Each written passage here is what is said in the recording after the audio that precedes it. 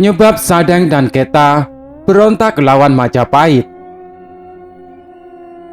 Aksi pemberontakan Sadeng dan Keta dilatar belakangi tewasnya Patih atau Rakyan Patih pertama Kerajaan Majapahit bernama Nambi pada 1316.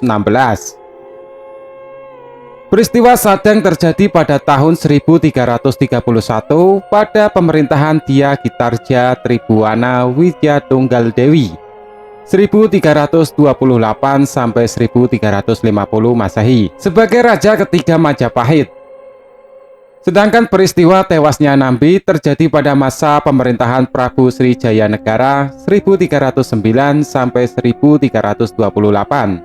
Raja kedua Majapahit, Raden Wijaya dan istri selirnya Darapetak.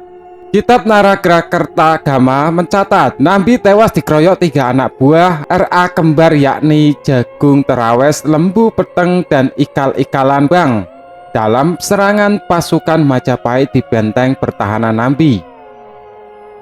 Penyerangan terhadap Nambi diotaki seorang pejabat menteri licik bernama Dyah Hayaluda.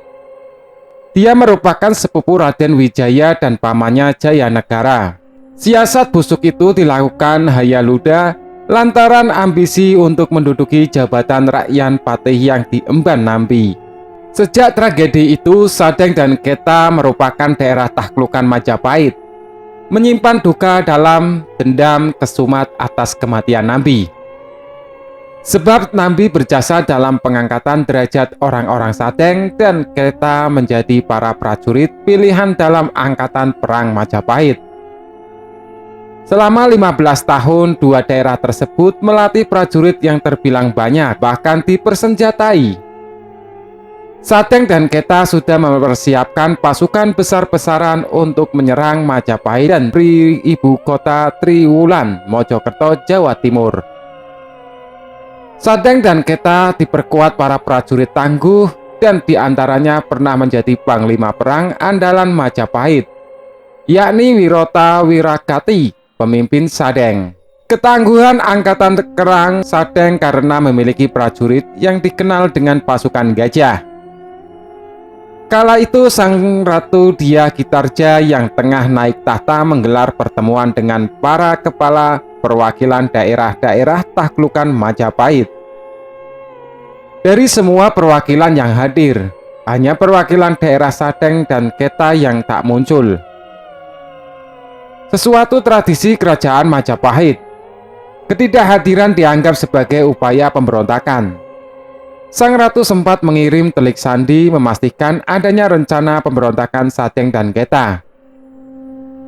Di sisi lain, sebenarnya Ratu Ginarja memahami apa yang dirasakan Sadeng dan Keta yang terus bergejolak bak api dalam sekam.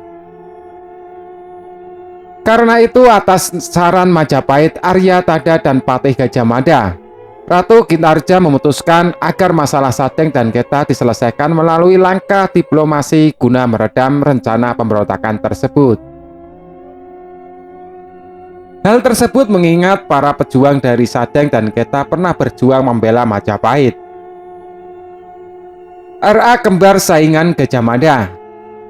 Ketika itu, Patih Gajah Mada bersama Adyawarman ditulis dalam rangka rekonsiliasi dengan Sadeng dan Keta.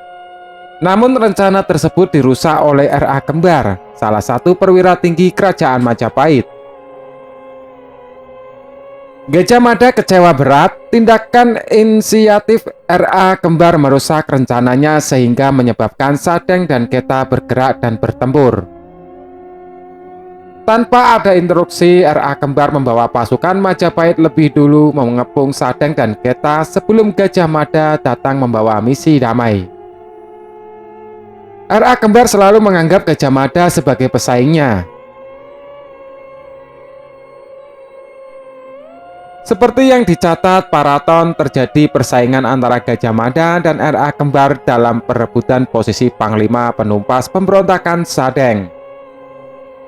RA kembar beralasan Sadeng dan Keta wajib dimusnahkan karena ingin melepaskan diri dari taklukan Majapahit. Dirinya menganggap Sadeng dan Keta bersiap melancarkan penyerangan dengan merekrut besar-besaran penduduk sipil menjadi prajurit militer. Mulyono Atmosiswarto Putra dalam Perempuan-Perempuan Mengukir Sejarah 2020 menyebutkan agar pertikaian antara RA kembar kontra Gajah Mada itu tidak berujung gawat, maka Tribuana Trunggadewi memimpin langsung pasukan Majapahit untuk meredam pergolakan di Sadeng dan Keta. Pada versi lain disebutkan Ratu Tia Ginarja berangkat memimpin penyerangan Sadeng didampingi sepupunya, Atya Warman dari Kerajaan Melayu Dharmasyaraya di Sumatera. Ginarja didampingi Gajah Mada dan Atya Warman berhasil meredam pemberontakan Sadeng. Dari Purwodadi dalam buku Sejarah Raja-Raja Jawa menulis, adapun yang berhasil menumpas pemberontakan Sadeng adalah Atya Tawarman. Atya Tawarman merupakan sahabat Gajah Mada dari tanah Melayu yang waktu itu berkunjung dan kerjaan Majapahit di Jawa.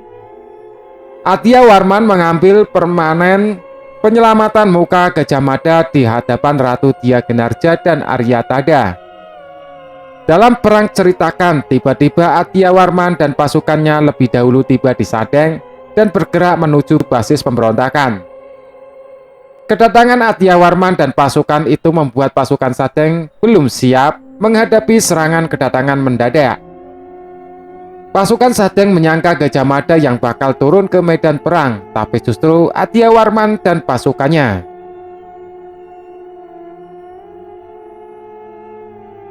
Purwati menyebutkan serangan Sadeng akhirnya dapat diredam oleh Atya Tawarman bersama pasukannya. Paraton juga mencatat, peperangan Sadeng dan Keta melawan Majapahit akhirnya dapat dipadamkan. Dapat ditarikan RA kembar dan cerita ini gagal memendam pemberontakan Sadeng. Usia peristiwa itu, Ratu Tia Ginarja mengangkat Patih Gajah Mada menjadi Mahapatih Majapahit. Sekedar tambahan, Sadeng dan Keta dan Lumajang merupakan wilayah taklukan kerajaan Majapahit. Ketika wilayah itu merupakan daerah pelabuhan yang terhubung lewat jalur-jalur sungai, tiga daerah itu dijadikan sebagai bandar dagang dan pasokan stok pangan untuk Majapahit.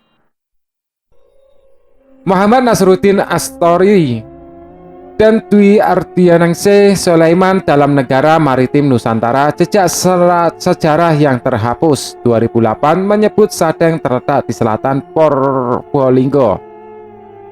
Ada pula yang meyakini bahwa Sadeng kini termasuk wilayah Jember bagian pesisir selatan.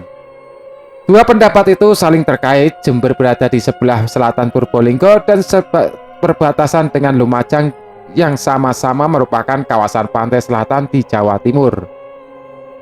Sementara Keta seperti yang disebutkan dalam sejarah bioraksi pemerintahan Indonesia dahulu dan sekarang 1989 karya P.J. Suwarno, terletak sekitar Besuki atau wilayah Situbondo di pesisir utara Jawa Timur. Situbondo berada di seberang selatan Pulau Madura.